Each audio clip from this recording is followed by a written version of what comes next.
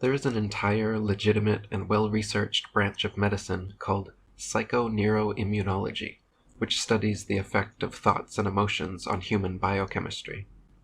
Biologist Dr. Bruce Lipton actually left his tenured university position to pursue his research in this fascinating field. Dr. Bruce Lipton wrote, "Until recently, conventional medicine dismissed the role of the mind in the functioning of the body, except for one pesky exception, the placebo effect, which demonstrates that the mind has the power to heal the body when people hold a belief that a particular drug or procedure will effect a cure, even if the remedy is actually a sugar pill with no known pharmaceutical value. Medical students learn that 1/3 of all illnesses heal via the magic of the placebo effect. With further education, these same students will come to dismiss the value of the mind in healing because it doesn't fit into the flow charts of the Newtonian paradigm. Unfortunately, as doctors, they will unwittingly disempower their patients by not encouraging the healing power inherent in the mind. The placebo effect cures 1/3 of all illnesses. This is a staggering statistic. It means that a wide range of health problems can be cured by our minds. In fact, many ailments are literally created, sustained, and eventually healed via completely non-physical processes involving the mind and emotions.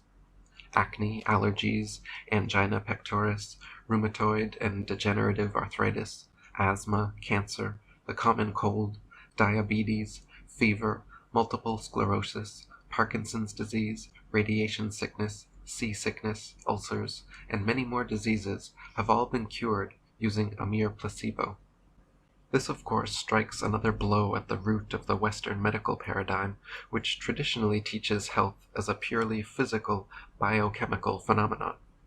The non-physical, psycho-emotional aspects of health are dismissively disregarded. Adrian Cooper wrote, "In numerous cases, patients are cured simply by taking the placebo alone and with no genuine supporting medication whatsoever. This works because the patient sincerely believes, beyond any doubt in the mind of the patient, that the placebo is in fact real medicine that will cure them. In this case, the patient has subconsciously used their own imagination upon themselves, but the result is exactly the same. Often to the considerable surprise of doctors and all others concerned, a complete cure. The patient visualized themselves as being cured, as a direct result of taking what they believe to be an effective medicine, in turn influencing the energy of the inner bodies, thereby manifesting as an observable cure within the physical body.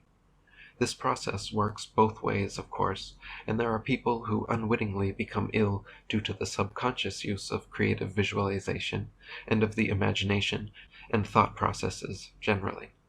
This occurs when a normally healthy person strongly believes they are or should become ill for some reason, perhaps out of guilt, or, for example, as happens in the case of someone considered to be a hypochondriac. This belief, coupled with the person subconsciously and very often intensively imagining and believing themselves to be ill, will in turn attract that illness. Experiments have shown that even an injection of caffeine will put caffeine-sensitive patients to sleep if they believe that they are receiving a sedative. People with multiple personalities can change eye color, turn off or on allergies, and even have multiple menstruation cycles for each personality. Under hypnosis, people can control heart rate, body temperature, visual acuity, and will away scars and birthmarks. If humans are simply biochemical machines, as the Western medical paradigm professes, and our beliefs and subconscious plays no role in bodily health, how can such physical effects possibly come about from non-physical causes?" Dr. Bruce Lipton wrote, "We may not think that a thought could be enough to undermine an entire system, but in fact, misperceptions can be lethal. Consider the situation of a person with anorexia. While relatives and friends clearly perceive that this skin-and-bones individual is near death, the anorexic looks in a mirror and sees a fat person.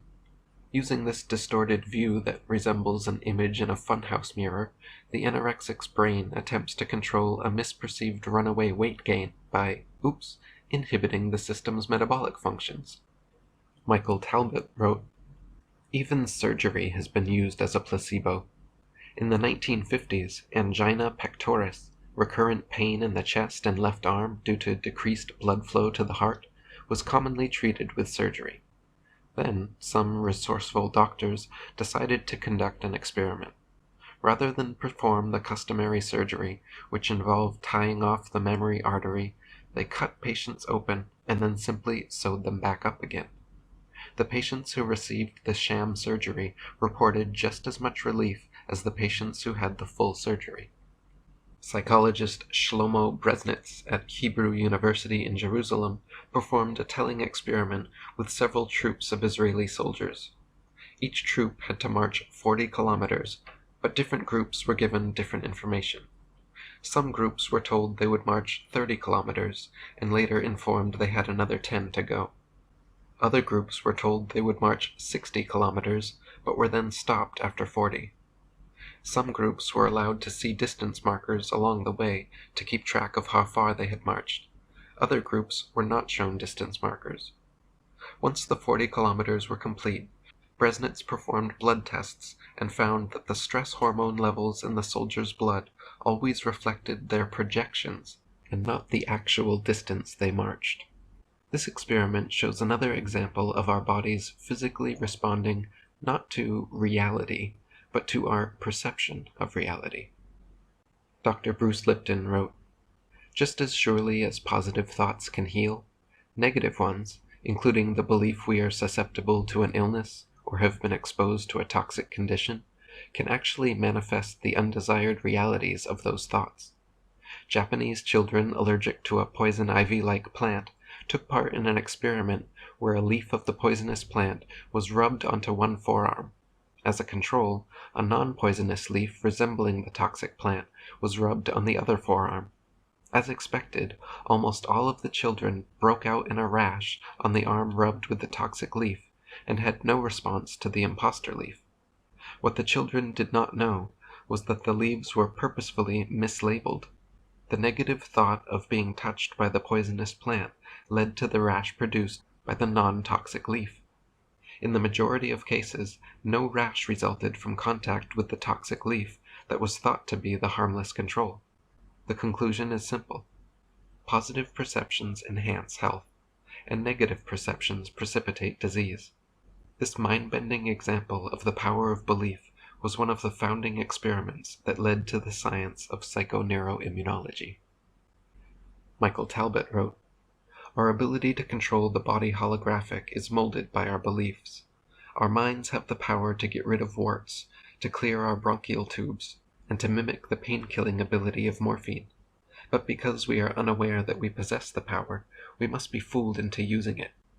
No incident better illustrates this than the now famous case reported by psychologist Bruno Klopfner. Dr. Bruno Klopfner had exhausted all standard treatments trying to cure a man named Wright of his advanced cancer of the lymph nodes. Wright's entire torso from groin to neck was covered in tomato-sized tumors. His spleen and liver were so enlarged and toxic that he had 2 quarts of milky fluid drained out of him every day. At his wit's end, Wright heard about an exciting new experimental drug called Cribiozin and begged Dr. Klopfner to let him try it. At first, Klopfner refused because Cribiozin was in the testing phase and only being tried on people with very short life expectancies. Regardless, Wright was persistent and insisted that they try this remedy. Eventually, Klopfner agreed, and within a week, Wright's tumors, quote, melted like snowballs on a hot stove, to half their original size, a result far surpassing even the strongest radiation therapy. Within another week, the tumors had vanished completely, and Wright walked out of the hospital seemingly cancer-free.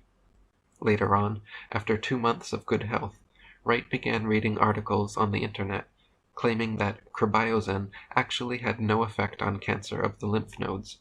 He started becoming nervous and depressed, reading more and more studies, until he suffered a relapse. All the tumors came back, and he had to be readmitted to the hospital. Seeing that Wright's hypochondria brought back the tumors, this time Dr. Klopfner decided to try an experiment. He informed Wright that crybiozin, in fact, was effective on lymph node cancer as they had seen themselves, but some of the initial supplies had deteriorated during shipping, and that was to blame for the relapse. Furthermore, Klopfer said he'd just received a new highly concentrated version of crybiozin, and this time it would work for sure. Wright enthusiastically agreed, rolled up his sleeve, and his fibbing doctor injected him with a plain water placebo. Miraculously, within days, Wright's tumors once again melted away. His chest fluid emptied, and he was released from the hospital feeling healthy and symptom-free from the mere water injection.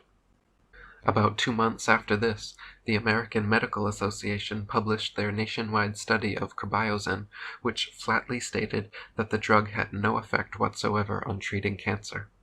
Wright read the study and was devastated. He immediately lost all faith in the treatment, causing the tumors and chest fluid to come back full force, and he died 2 days later. Adrian Cooper wrote, "One reason why people who are not aware of true healing cannot be cured is because they believe in their own mind that only doctors, surgeons, and other members of the medical profession can cure an illness. Unfortunately, that very belief will ensure that true healing will not be effective, due to the fact that true channels of healing will be blocked by the conscious and subconscious mind, an energy influenced in the same direction. It is sensible to visit a doctor with any ailment, and to respect their words and actions, but it is extremely important to know beyond any doubt the true origin of healing, and to focus accordingly. Even if you are given a course of medicine, exercises, or even a surgical procedure, view these as secondary influences, while always knowing that the primary and true healing influence is by virtue of the energy from which we are all made."